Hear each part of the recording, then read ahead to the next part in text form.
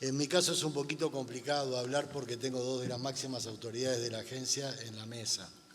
Así que voy a tratar de ser lo más concreto y breve posible. En primer lugar, quisiera agradecerle a la Unión Europea y al programa Eurosocial por permitirle a Uruguay participar de este programa regional. En segundo lugar, también agradecerle porque a partir de la asunción del nuevo gobierno aceptaron poder redefinir algunas de las pautas que estaban establecidas en el proyecto original, en el programa original. Eso para nosotros fue clave. ¿Por qué? Porque la cooperación para el gobierno está entendida, en primer lugar, como subsidiaria de las políticas públicas. Esas políticas públicas son las que necesitan conseguir el apoyo de la cooperación internacional, su asistencia técnica, su know-how, sus transferencias. Pero además, el haber permitido que este proyecto tenga este impacto a nivel territorial, como es el tenerlos a todos los municipios integrados, participando, recibiendo capacitaciones, asistencia técnica de distinta dimensión, es también muy importante para nosotros como cooperación. Pero además, ¿por qué? Porque está basado en la demanda de los territorios. Se hizo un trabajo que fue muy importante, que es identificar aquellas cosas en las que los gobiernos municipales estaban interesados en trabajar. Eso también es clave. Y el otro tema que también nos permite un proyecto como este es el conocimiento entre socios. No solo los nacionales, sino también de otros países, para integrar conocimiento y para intercambiar experiencias y buenas prácticas. Este es un centro de democracia. Por eso es que también un proyecto de estos que nos permite fortalecer a aquellos que están en la primera línea, como son los gobiernos municipales, para el gobierno es clave. Así que desde ese punto de vista agradecerles a todos y agradecerles también por permitirnos a nosotros como cooperación haber participado en este programa. Muchas gracias. La consultoría que hicieron y que ahora la presentaron la economista Boix y la licenciada Ortiz, realmente es muy valiosa. Es muy valiosa por la tarea de recopilación que hicieron, es muy valiosa por la información que de ella surge y por el que algunos conceptos que ellas mismas expusieron son bastante claros. Yo me voy a quedar con el concepto final, quizás, el concepto de el control de la presupuestación y el tener claro después las cosas.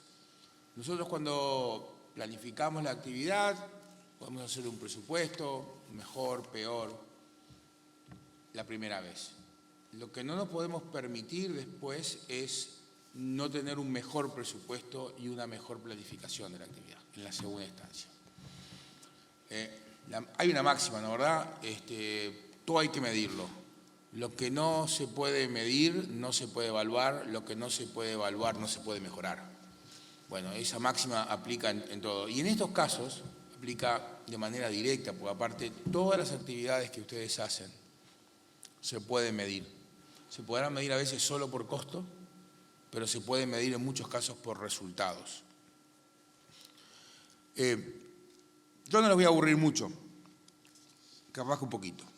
45 minutos. Pero desde la oficina, de lo que yo trato de ver, que miro, no lo miro en detalle claramente, para eso están los especialistas del sector, ¿sí? Lo importante siempre es lograr un equilibrio entre los diversos fines que ustedes como gobernantes locales tienen. Hay un fin claro sociocultural. Hay actividades socioculturales que hacer o actividades de desarrollo deportivas, culturales, infraestructura de esparcimiento, infraestructura cultural, infraestructura deportiva. Pero también hay actividades de servicios y actividades productivas, lo que llaman desarrollo productivo. Como bien decía recién el economista, hoy cualquier actividad que mejore o la actividad de infraestructura, la creación de infraestructura en general, es algo que esté muy mal pensada, mejora su actividad en pro del desarrollo productivo, el desarrollo económico de la región. Esas actividades no hay que verlas como generadoras de empleo, básicamente. Es cierto que en el corto plazo, cuando se hacen, generan empleo. Pero no ese es el empleo que generan de largo plazo. El empleo que generan de largo plazo es cuando esa infraestructura se traduce en un mejor servicio y una reducción de costos general para todos los habitantes de la región o de la ciudad lo utilizan. Disminuye el tiempo de transporte, disminuye el gasto en mantenimiento, mejora la calidad a veces de vida, etc. Ese es el punto más importante, digamos, cuando uno mira o evalúa este tipo de proyectos. ¿Sí?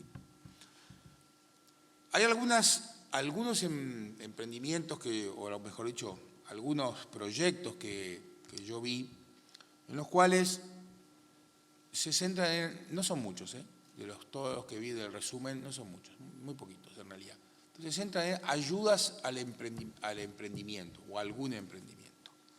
La verdad que yo no tengo la evaluación de esos, hasta ahora son de este año, no están evaluados. Lo que sí, cuando uno hace eso, hay que tener mucho cuidado en de qué lado quedan los riesgos. Esto es, cuando uno otorga una ayuda, que a veces es importante como puntapié inicial, lo que no puede quedar es que el riesgo quede del lado del Estado, por decirlo de alguna manera. ¿Sí?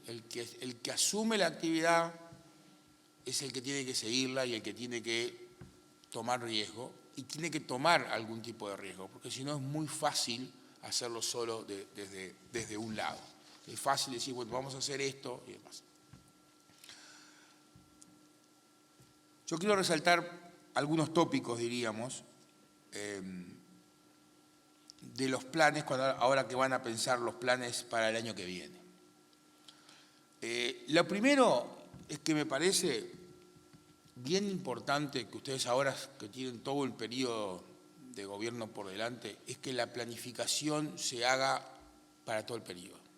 O sea, y después dividir las obras por año o en etapas. No necesariamente una obra tiene que ser de un año en términos de obras. Hay cosas que claramente sí se agotan en el periodo. Pero pensar entero, yo quiero hacer esto, ¿sí? Y entonces lo voy poniendo y en función de los recursos, que ya sabemos cuáles son los recursos, sabemos por año, y bueno, y lo podemos dividir por mes inclusive, si fuera del caso, ¿sí? En función de eso, ya planificar las cosas más grandes para el periodo completo. En términos, diríamos, futbolísticos, tratar de planificar el partido y no correr atrás de la pelota, a veces por las urgencias o por los planteos que hacen los vecinos. En general, seguramente todos tienen su fundamento, ¿sí? Pero como bien se dijo, los recursos son escasos y entonces uno tiene que priorizar, y es la tarea que uno tiene.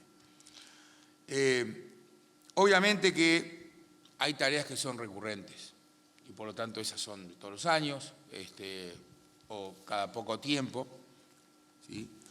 Pero las tareas más grandes o quizás las cosas, diríamos, más duraderas, son de largo plazo. Y de vuelta no necesariamente tienen que estar en un solo año, no tienen que agotarse en el año.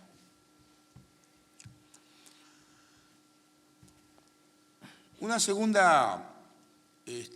segundo tópico para resaltar, visto el trabajo y visto también la experiencia que estamos analizando continuamente en la oficina, es que sería bueno buscar tareas comunes entre distintos municipios.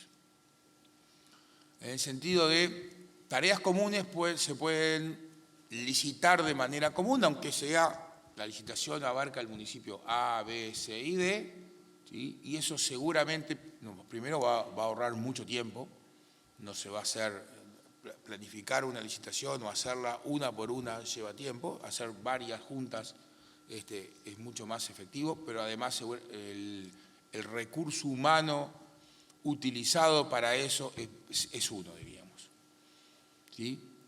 Y hasta es posible conseguir mejores precios cuando se hace ordenado en una tarea secuencial. La tercera cosa, el tercer tópico es, yo he visto este año en muchos lugares mucha compra de maquinaria. Ciertamente no es en general lo mejor, salvo que sean maquinarias que se usan todos los días. Porque es un problema de Uruguay, que Uruguay tenía mucho en el sector del campo agropecuario y lo ha dejado de tener bastante con la tecnificación. El uso de capital, si no es intensivo, es sumamente costoso. Sumamente costoso. Entonces, no es lo mejor, por más que uno ve la tarea quizás en un momento y dice, pero qué caro que, bueno, cuesta caro en un momento frente a si lo hago solo, pero lo que pasa es que después mantener al recurso humano y al capital inmovilizado es bastante más caro. De vuelta, ahí yo no sé si se puede jurídicamente o cómo se puede hacer, capaz que hay que crear una estructura, si uno puede rotar maquinarios y demás o contratar, básicamente se puede contratar a las mismas personas o a la misma empresa en términos generales. Es más, esto de vuelta hay que evaluarlo caso por caso. Es claro que para actividades no recurrentes o no totalmente continuas no es conveniente, para actividades continuas, bueno, hay que evaluarlo. Un cuarto punto. Hay que evitar los sobredimensionamientos en algunas obras, que a veces se ven. Y para eso, básicamente hay que basarse en la evidencia y en los casos que se conocen. ¿Sí?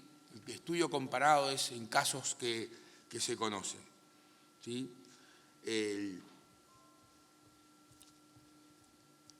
Cuando uno consulta, y en investigación social es muy evidente, cuando uno consulta a los posibles beneficiarios o potenciales beneficiarios, en general todo el mundo le va a decir que sí, que es muy importante y demás. Lo que hay que ver es después cuál es el uso de determinados bienes o infraestructura, ¿sí? Para priorizar.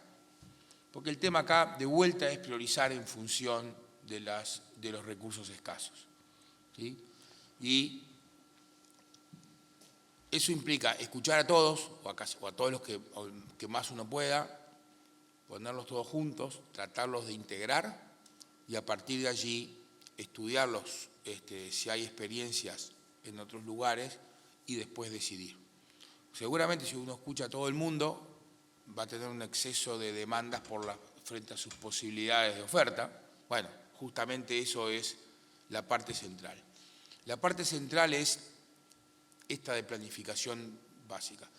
Cualquiera que tenga experiencia en materia de cualquier proyecto, de obras o de cualquier actividad, sabe que la parte de la planificación previa es mucho más importante que la ejecución al final, porque cuando uno planifica bien, ejecuta bien rápido, ejecuta con pocos errores que tiene que corregir. Siempre errores van a haber, pero pocos errores para corregir.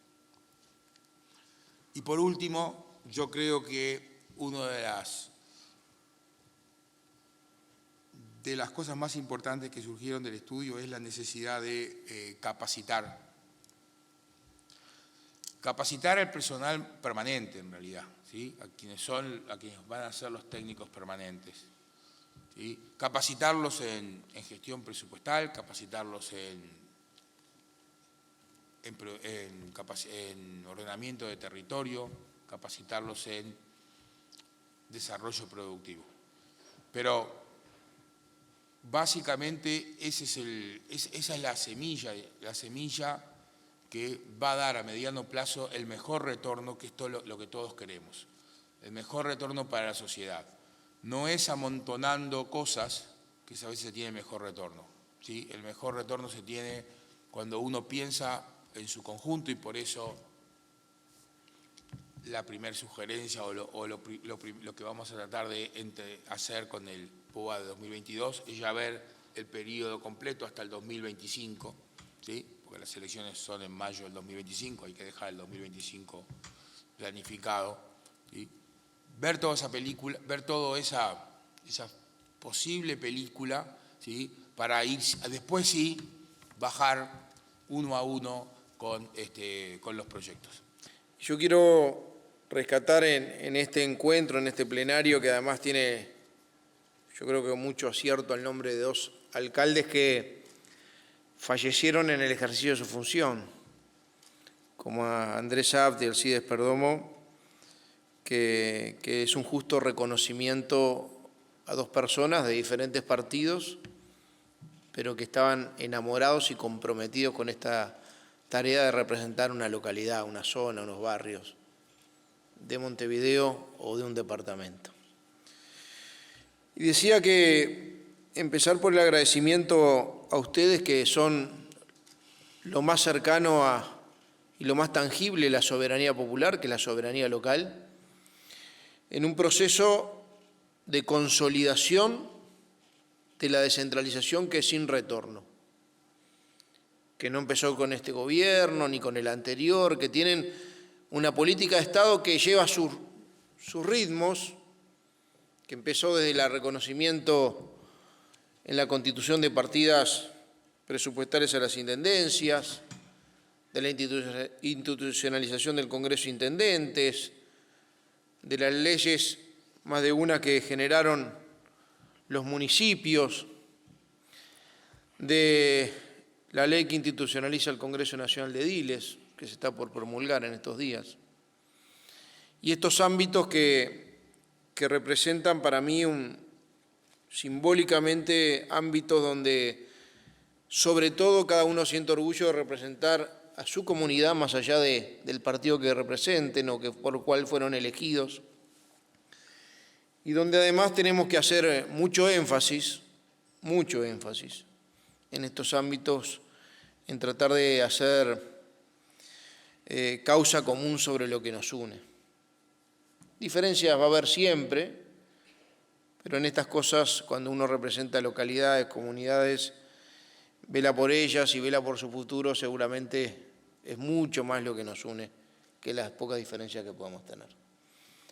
Ana hacía una referencia muy especial que tiene que ver con la relación de las intendencias con los municipios. Y me pareció muy honesta ese proceso, como fue evolucionando de la desconfianza a la cooperación, que me parece que es muy sano. Y en ese sentido yo no quería dejar de agradecer a la colaboración que las alcaldías en todo el país, los alcaldes y su consejo, los consejos, tuvieron que ver con el apoyo a la pandemia, al combate a la pandemia. Más allá de los comités departamentales de emergencia, hubo en cada localidad, liderados por el alcalde o el alcalde de la localidad, un compromiso de interacción, de articulación entre las entidades públicas y la sociedad civil que creo que es un ámbito para reconocerlo.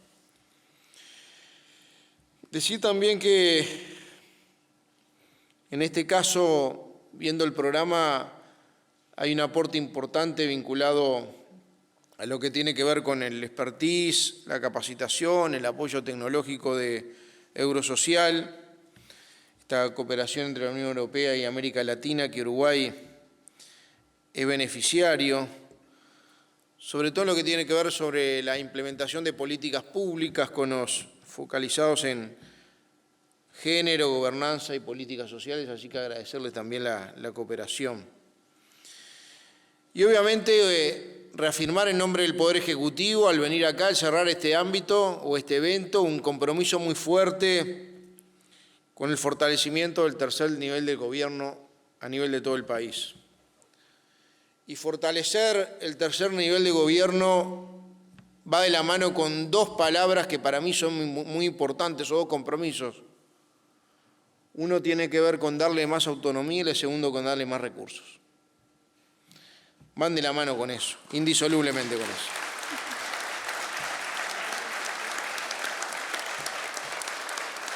Y la participación de los alcaldes, un delegado del plenario de alcaldes en la Comisión Nacional Sectorial de Descentralización es un ejemplo de eso.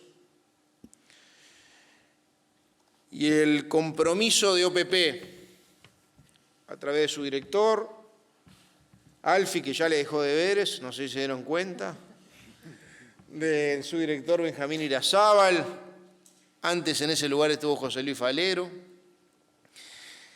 y sobre todo de la directora del área de Desarrollo y Cohesión, con su papel de articulación que le queremos destacar a María de Lima y felicitarla por el trabajo y pedirle un fuerte aplauso para su gestión.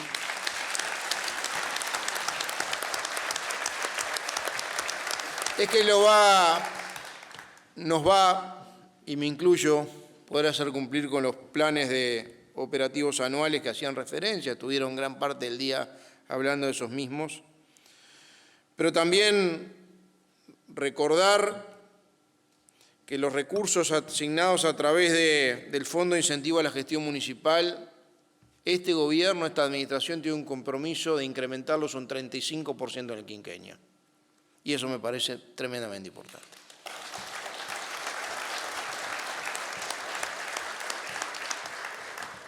Obviamente no voy a hablar de metodología, ahora hay rendiciones de cuentas, hay certificaciones sobre obras ejecutadas, pero además tenemos una innovación vinculada a un mínimo, y ahí tiene que ver con la cooperación que Ana Benteberri decía entre las intendencias y las alcaldías, de un 15% del fortalecimiento del programa de fortalecimiento, los recursos del programa de fortalecimiento y desarrollo del interior de las intendencias se van a ejecutar en territorios municipalizados con el consentimiento de los alcaldes.